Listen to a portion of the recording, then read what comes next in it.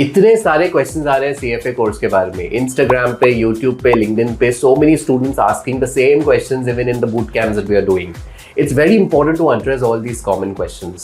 So I'm going to take them one by one. Come, let's dive in. Okay, मेरे हिसाब से the best time to begin CFA is while you are graduating. आपको पता होगा कि CFA exams का preparation आप शुरू कर सकते हो level 1 का when you are in your first year of graduation and you can appear for that exam when you are in your second year. ठीक है, तो most candidates first year में तैयारी शुरू करते हैं, level 1 दे देते हैं whilst in their second year, level 2 दे देते हैं whilst in their third year. And as soon as your third year of graduation is over, you can appear for level 3. So, by the age of 20, 21ish, you can complete your CFA. That's the ideal time to pursue CFA. देखो ऐसा है कि ideal time तो आप 1.5 साल में कर सकते हो, but it's too early. मेरे हिसाब से कम 2.5 से 3 साल is the right time to do your 3 levels of CFA. उतना समय लगता है. देखिए CFA ना is all about hardcore finance, right? It's everything is around investment analysis and portfolio management. आप सभी asset classes को global lens से सीखोगे. Equity markets, bond markets, derivatives, commodities, economics. Then you learn a lot of statistical techniques, जिसको quantitative aptitude बोला जाता है. That's applied in finance. And how all of this is used to build a portfolio, manage a portfolio. अब बहुत students ऐसे होते हैं जिसके घर में जैसे शेयर मार्केट्स का काम है. They learn CFA, they apply the skills in building their own portfolio. They start trading at an India level, so they start also working with a lot of assets globally, right, in other exchanges. तो वो एक हो सकता है perspective. Yeah, you want to work in an investment bank, private equity, hedge fund, mutual fund, or you want to work in a commercial bank. तो इस तरह के BFSI सेक्टर में काम करना है आपको हार्डकोर फाइनेंस रोल में, as a portfolio manager, as an analyst, तो ये परफेक्ट क्वालिफिकेशन है आपके लिए. तो अगर आपको ये सब चीज़ों में इंटरेस्ट है, then you are really gonna enjoy the curriculum.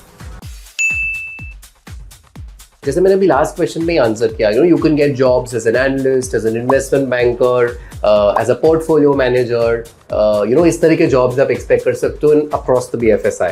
And generally हमने देखा है कि जैसे ही आपका 3 levels of CFA होता है, right out of college and you're a fresher, most students are getting packages anywhere between 7 to 8 lakh of rupees, 7 to 9 lakhs. That's generally a decent start. And then of course, as you add more experience or add other skills, this only moves northwards.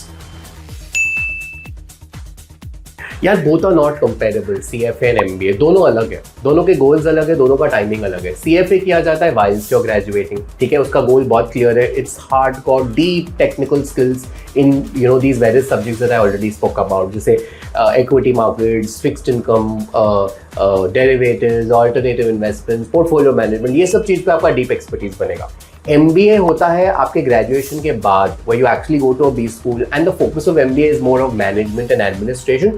Yes, there is a specialization, so you can look at a specialization in finance, but of course ऐसे technical skills आप नहीं सीखोगे जिस तरह के आप CFA में सीखते हो. तो दोनों के ऑब्जेक्टिव्स अलग है. इनफैक्ट दोनों का कॉम्बिनेशन बहुत एक्सीलेंट होता है. There is an entire video we have made, CFA और MBA and CFA plus MBA. मस्त वीडियो है, do watch it. I think you'll really like it. उसका लिंक मैं देता हूँ डिस्क्रिप्शन में.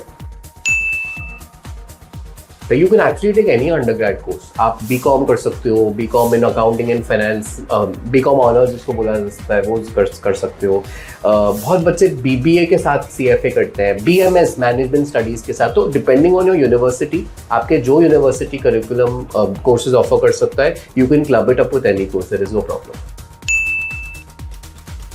How difficult is CFA? I know that's the first question on everyone's mind when you start a degree. देखिए कोई degree easy नहीं होता है to crack, right? Her degree का एक एग्जामिनर का एक स्टाइल होता है, एक एक्सपेक्टेशन होता है, एक असेसमेंट का एक तरीका होता है, पढ़ने का एक तरीका होता है. What you need to do is you need to master what your examiner expects, right? Once you understand the exam, once you understand the application of the exam, and once you understand how you need to learn to do the exam, then no degree is difficult. But for that you need guidance, you need mentorship, because खुद से करना is a lot of trial and error. तो difficult तो ऐसा है कि it is a difficult course, right, मैं उसमें कोई डाउट नहीं बोलूँगा. बट हैविंग सेड दैट, आप स्टेटिस्टिक्स देखें, अगर आप एक लास्ट 5-10 ईयर्स का एवरेज पकड़ें पास रेट्स का, तो CFA लेवल 1 का average pass rate is between 40 to 45% generally, okay. And CFA level 2 and 3 का pass rate is anywhere between 45 to 50%. इसका मतलब है एटलीस्ट 1 and 2 कैंडिडेट्स एक एवरेज पकड़ो. ये ग्लोबल पास रेट है. The pass rate in a setup could be even more. But that means roughly 1 and 2 candidates is passing the exam now. Yeah. Now with the right guidance, you could be that one who's passing the exam. समझ रहे हो? तो guidance जरूरी है. But compare to a lot of other Indian exams इसका pass rate higher है. Having said that easy तो नहीं है डिग्री.